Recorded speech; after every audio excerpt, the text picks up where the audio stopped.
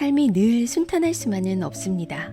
좌절과 고난은요, 결코 우리가 피할 수 있는 게 아니죠. 이때 자기 연민에 빠져 위축되어서는 안 됩니다. 지혜롭게 좌절과 고난에 맞서 극복할 수 있는 방법을 냉정하게 생각해야 합니다. 안녕하세요. 별빛 라디오 김지선입니다. 인간관계는요, 심리전의 연속입니다. 인생의 승패를 가리는 코칭 심리학, 나를 발견하는 심리학 책 한 권을 준비했습니다. 편안하게 들어보시면서 당신의 마음 근육도요, 한 뼘 더 성장시키길 바랍니다. 내 안의 마음 습관 길들이기 시작합니다. 세상에 완전히 똑같은 사람은 없습니다. 독립적 개체인 사람들은요, 남들과 다른 장점을 분명히 가지고 있어요. 그런데도 우리는요, 이유 없이 다른 사람을 부러워하고 쓸데없는 비교만 계속하다가 결국 자신을 잃고 마는데요. 어떤 이는요, 삶에는 아름다움이 부족한 게 아니라 아름다움을 발견하는 안목이 부족한 것이다 라고 말하고 있어요. 자신을 인정하고 자랑스럽게 여기면 당신은 완전히 새로운 나를 발견할 수 있을 것입니다. 행복학 강의로 유명한 탈 벤 샤하르라는 교수가 있는데요. 이 교수가 어느 대학교에서 강의를 할 때 어느 한 학생이 그에게 물었습니다. 교수님은 자신에 대해 잘 알고 계시나요? 그 샤하르 교수는요, 속으로는 당연히 잘 알다마다 어떻게 자기 자신을 모를 수가 있겠어? 라고 생각을 했다고 해요. 그렇지만 그는 우선 집에 돌아가서 내 성격과 내면에 대해 제대로 관찰하고 이해해 보도록 하죠. 라고 그런 대답을 했다고 합니다. 집으로 돌아온 그는 거울을 꺼내놓고요, 자신의 외모와 표정을 자세히 관찰하며 분석을 하기 시작하는데요. 우선 그는 반질반질하게 빛나는 대머리를 바라보았습니다. 그리고는 나쁘지 않군. 셰익스피어도 대머리였으니 말이야 라고 생각했죠. 그런 다음 매브리코를 바라보면서 명탐정 셜록 홈즈도 멋진 매브리코를 가지고 있지 않아? 그는 세계 최고로 똑똑한 사람이잖아 라고 감탄을 했다고 해요. 또 자신의 길쭉한 얼굴을 보며 위대한 미국의 대통령 링컨도 얼굴이 길었어 라고 생각했죠. 이어서 그는 자신의 작은 키를 보며 나폴레옹도 키가 작았는데 나도 그처럼 키가 작군 이라고 생각했다고 합니다. 그리고 자신의 발을 보고는 이럴 수가, 찰리 채플린처럼 커다란 발이네 라고 놀라워했다고 해요. 다음날 그는요, 학생들에게 가서 이렇게 대답했습니다. 훌륭하고 똑똑한 사람들의 특징이 내 몸에 전부 모여 있더군요. 난 뭐가 돼도 될 사람인 것 같아요. 자신을 있는 그대로 인정하는 탈 벤 샤하르 교수는 언제나 자신감이 넘치는 사람이라고 하는데요. 설령 다른 사람들의 눈에는 그다지 출중한 외모가 아닐지라도 긍정적으로 생각함으로써 자신의 신체 각 부위가 훌륭한 인물들과 닮았다는 사실을 찾아냈습니다. 살다 보면 부러움을 느낄 만한 사람을 만나게 될 것이다. 그러나 당신이 가장 부러워해야 할 사람은 바로 당신 자신이다 라는 말이 있습니다. 덴마크의 물리학자 닐 보어가 양자론을 제시했을 때 과학계의 권위자들은요, 그의 이론을 부정했다고 해요. 그러나 보어는 자신감을 잃지 않고 연구에 더욱 힘썼고 마침내 그는요, 노벨상을 수상하게 되었습니다. 이처럼 자신을 인정하면 성공으로 나아갈 수 있는 강력한 추진력이 생깁니다. 그러므로 자신을 인정하는 것이요, 바로 성공의 첫 번째 비결이라고 합니다. 세계적으로 유명한 오케스트라 지휘자 오자와 세이지는요, 무명 시절 지휘자 콩쿠르트에 참가한 적이 있었습니다. 결선에서 심사위원들이 건네준 악보대로 오케스트라를 지휘하던 그의 귀에 갑자기 불협화음이 들렸어요. 오케스트라가 실수를 했다고 생각한 그는요, 연주를 멈추게 한 다음 다시 지휘하기 시작했습니다. 그런데 이번에도 같은 부분에서 또 불협화음이 들리는 거예요. 그는 즉시 악보에 문제가 있는 것 같다고 지적을 했죠. 그러자 그 자리에 있던 작곡가와 심사위원들 모두 악보에는 절대 문제가 있을 리 없다고 주장하는 거예요. 이 음악계에서 권위가 있는 사람들의 지적을 받은 오자와 세이지는요, 순간 얼굴이 빨개졌죠. 하지만 아무리 생각해도 아닌 건 아닌 거죠. 그래서 그는 단호하게 그렇지 않습니다. 분명 악보가 틀렸습니다. 라고 말했다고 해요. 그의 말이 끝나자마자 심사위원들은 전부 자리에서 일어나 열렬한 박수를 보내며 그를 칭찬했습니다. 사실 이 잘못된 악보는요, 심사위원들이 일부러 만들어 놓은 함정이었던 것입니다. 끝까지 자신을 믿은 오자와는 결국 우승을 거머쥐었습니다. 우리는요, 유일무이한 존재입니다. 우리를 대신할 사람은 아무도 없고요. 그 누구도 우리를 얕잡아 볼 수 없어요. 주위를 보면 자기는 항상 동료보다 일을 못하고 외모도 뛰어나지 않기 때문에 상사의 눈에 들지 못한다고 불평하는 사람들이 종종 있죠. 그러나 사실 남의 시선을 크게 신경 쓸 필요도 없습니다. 자신을 인정하는 법을 배우면은요, 분명 자신감을 다시 찾을 수 있을 거예요. 이 세상 어디에도요, 완전 무결한 사람은 없습니다. 울창한 숲에 완전히 똑같은 모양을 한 잎사귀가 없는 것처럼 우리는 모두 특별한 존재입니다. 타인을 부러워하는 마음과 자신에 대한 탄식을 떨쳐버리고 냉정하게 한번 생각해보면 분명 다른 사람에게서 찾을 수 없는 특별한 점이 자신에게 얼마나 많이 있는지 깨닫게 될 것입니다. 철학자이자 시인인 니체는 이렇게 말했어요. 현명한 사람은 자신을 인식하기만 하면 아무것도 잃지 않는다라고요. 이처럼 자신을 인정하면 자신감을 가질 수 있고 자신의 선택에 흔들림이 자기 자신을 있는 그대로 인정하고 사랑하는 게 정말로 중요한데요. 그럼 분명 자신감이 생기고 매사에 좀 더 적극적이고 흔들림 없이 행동할 수 있을 거예요. 그리고 또 한 가지, 여기서요, 자신감 있는 말이나 행동을 하라고 해서 나만 옳다고 고집을 부리거나 상대에게 내 생각을 강요하라는 건 절대 아닙니다. 내가 유일무이한 존재이듯이 상대도 그렇다는 걸 인정한다면 자신감 있는 나 자신을 잃지 않으면서도요, 상대의 다른 면도 있는 그대로 쿨하게 인정할 수 있는 그런 마음의 여유 또한 생길 수 있을 거예요. 가슴의 불안감 머리로 다스려라. 한 여자가 쇼핑을 하러 옷가게에 들어갔다. 그녀는 점원에게 물었다. 스키니 팬츠 있나요? 그러자 점원은 귀찮다는 듯 말했다. 손님 서 계신 바로 오른쪽이 다 스키니예요.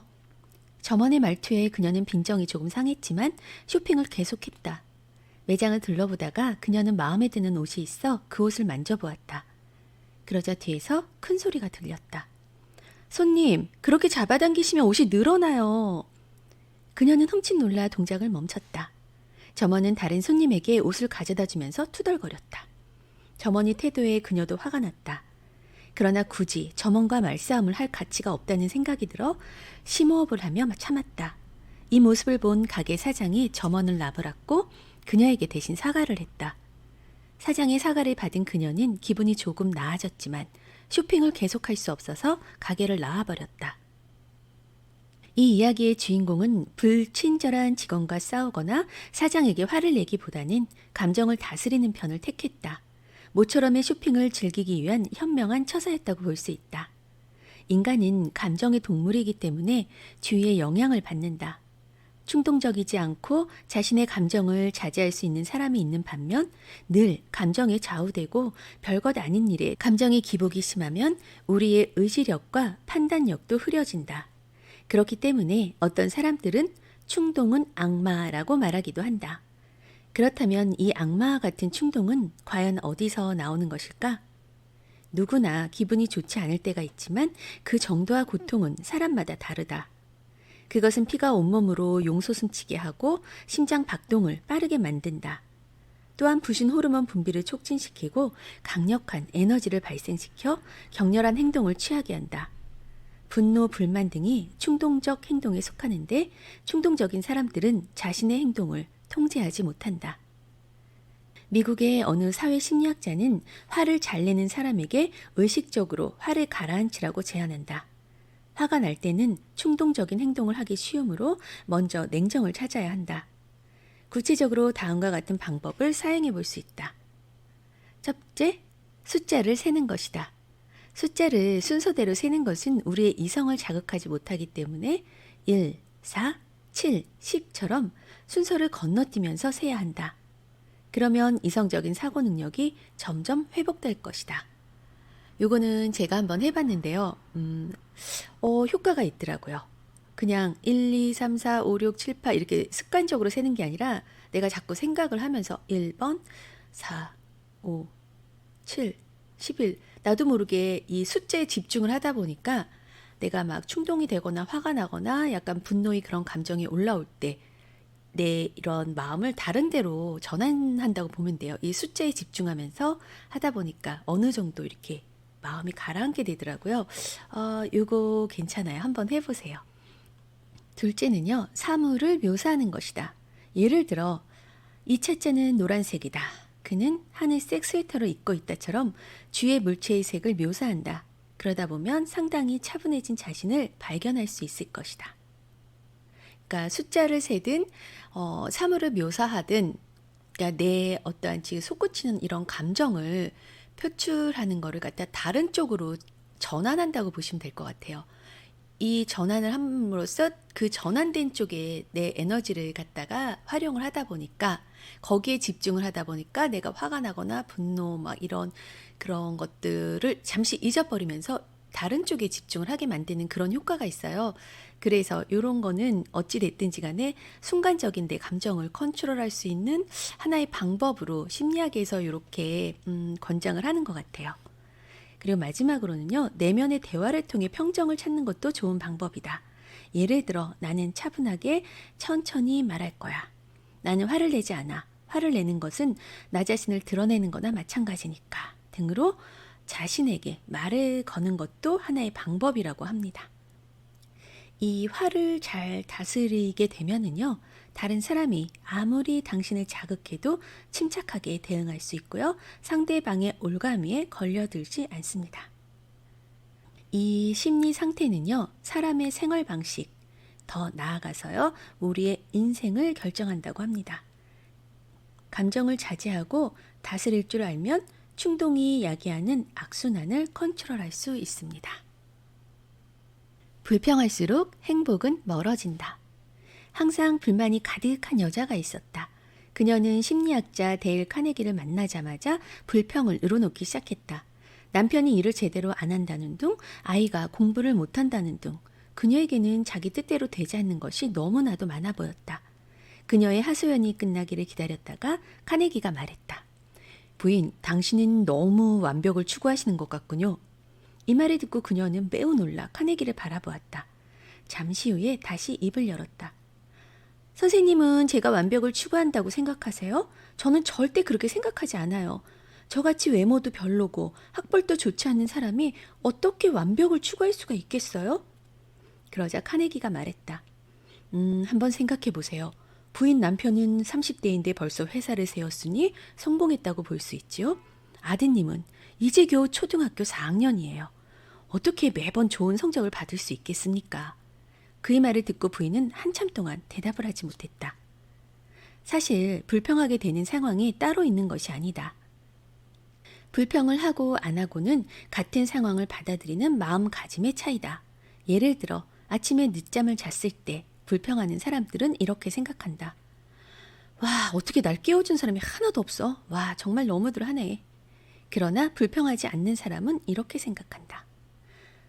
아마 잠을 좀 더 자라고 내버려둔 거겠지 뭐. 길을 가다 누군가 부딪혔을 때 불평하는 사람들은 이렇게 생각한다. 아, 사람이 지나가는 게 안 보여. 눈은 어디다 달고 다니는 거야? 그러나 불평하지 않는 사람들은 이렇게 생각합니다. 아, 그래. 분명 급한 일이 있었겠지. 저 사람도 좀 많이 아팠을 거야.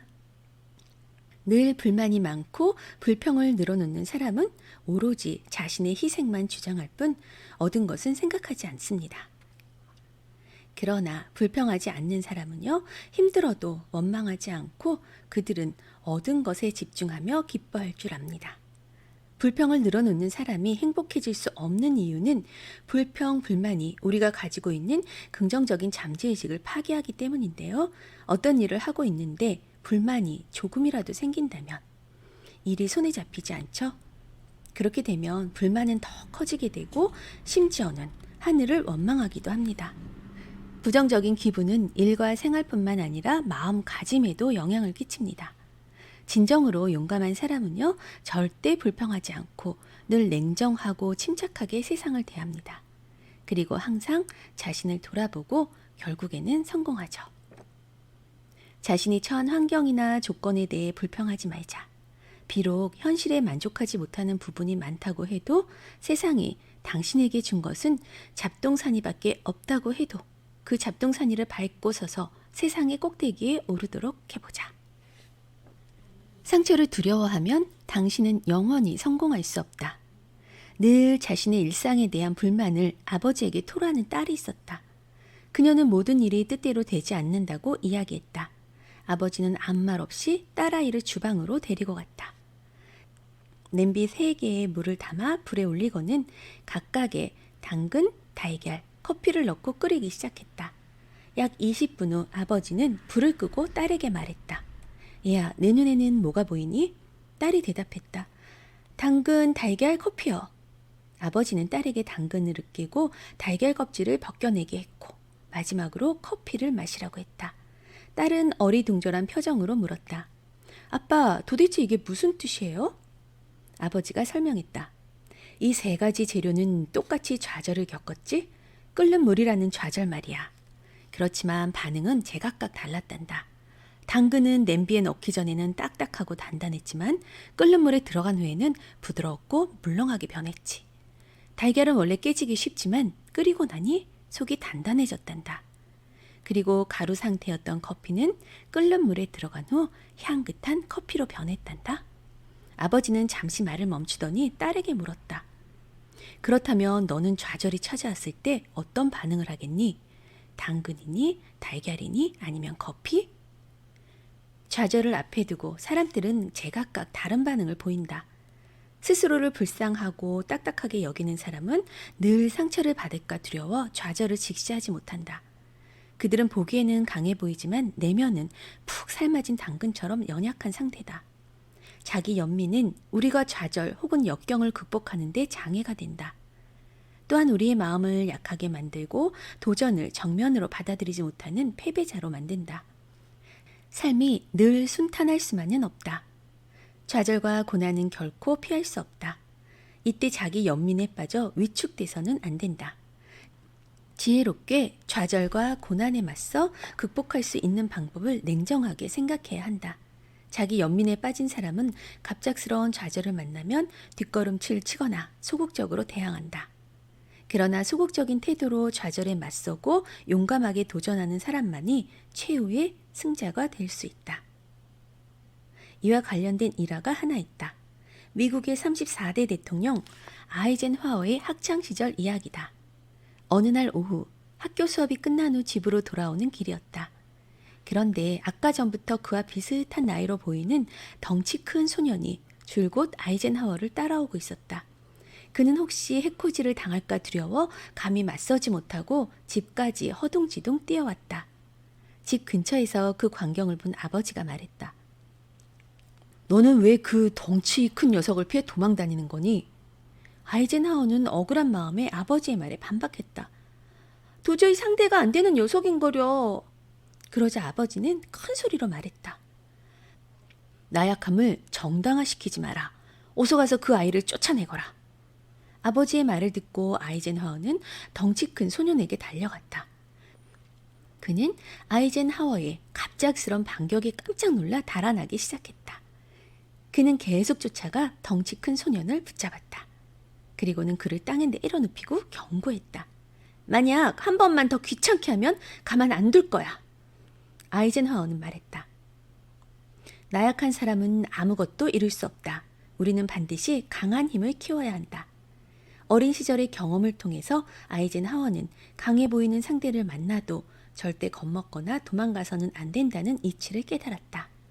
용기와 자신감이 부족할 때 우리는 늘 자기를 보호하려 한다. 쓸데없는 걱정 때문에 무슨 일이든지 소극적으로 임하고 사소한 일에 연연한다. 좌절이나 고통 때문에 상처를 받을까 두려워하면 당신은 영원히 성공할 수 없다. 로즈벨트 대통령은 다음과 같이 말했다. 우리가 두려워해야 할 것은 두려움 그 자체다. 그것은 우리에게 알 수 없는 두려움을 주고 미래를 위한 노력을 전부 물거품으로 만들어버린다. 내면의 두려움은 더 큰 좌절을 낳는다. 해리포터 시리즈의 작가 J.K. 롤링은 하버드 대학의 명예박사 학예 수여식 강연에서 다음과 같이 말했다. 우리에게는 한 가지 공통된 인식이 있습니다. 그것은 바로 사람은 좌절을 통해 더욱 현명하고 강해진다는 사실입니다. 이는 우리가 좌절을 겪으면서 자신의 생존 능력을 더욱 잘 알게 된다는 것을 의미합니다. 만약 고난이 당신을 시험하지 않으면 자신이 얼마나 큰 역량을 가지고 있는지 영원히 알 수 없습니다. 좌절에 대처하는 방법은 사람마다 다르다. 의지가 강한 사람은 더욱 강해지지만 내면에 두려움이 있는 사람은 더욱 나약해진다. 성공한 사람들의 특징은 수없이 많은 좌절과 고난을 겪지만 결코 이를 두려워하지 않는다는 점이다. 그들에게는 노력을 위한 땀과 강인함만이 있을 뿐이다. 다음은 두려움을 극복한 한 여대생의 이야기다. 서머는 하버드 대학을 다니는 평범한 학생이다. 그녀는 어릴 때부터 물을 무서워해서 수영을 싫어했다. 수영을 즐기는 친구들을 볼 때마다 마음 한구석이 불편했다. 친구들이 같이 놀자고 해도 나 물이 무서워서 물속에 못 들어가 라고 대답할 뿐이었다. 친구들은 웃으면서 부추겼다. 물을 무서워하면 넌 평생 수영 못할 거야. 돌고래처럼 물속에서 자유자재로 노는 친구들을 보니 부러운 마음이 들었지만 그보다는 두려운 마음이 앞섰다. 한 달 후 서머는 친구들과 온천에 갔다. 그녀는 드디어 용기를 내 물에 들어가기는 했지만 깊은 곳에는 들어갈 수 없었다. 그러자 친구들이 말했다. 한번 들어가 봐. 물이 머리까지 잠겨도 가라앉지는 않아. 날 봐봐. 서머는 놀라 대답했다. 말도 안 되는 소리 하지 마. 두려운 그녀는 고개를 저었고 친구들은 따라해보라고 시범을 보였다. 친구들의 도움으로 물속으로 들어간 그녀는 그들의 말이 틀림없다는 사실을 깨달았다. 그것은 정말 기묘한 경험이었다. 친구는 웃으며 말했다. 그것 봐, 빠져 죽지도 않는데 왜 무서워하니? 독일의 철학자 니체는 이렇게 말했다. 우리가 진정으로 용감해졌을 때 우리는 스스로 용감하다고 생각하지 않는다. 자신의 마음을 변화시키고 더 강하게 만들려고 할 때 좌절을 극복하는 것은 마치 문턱을 넘는 것처럼 쉬운 일이라는 사실을 발견하게 될 것이다. 그러나 두렵다는 이유로 변화를 거부하면 우리는 수많은 기회를 놓치게 될 것이다. 행운은 늘 강인한 마음과 정신을 가진 사람에게 찾아오는 법이다. 누군가 이렇게 말했다.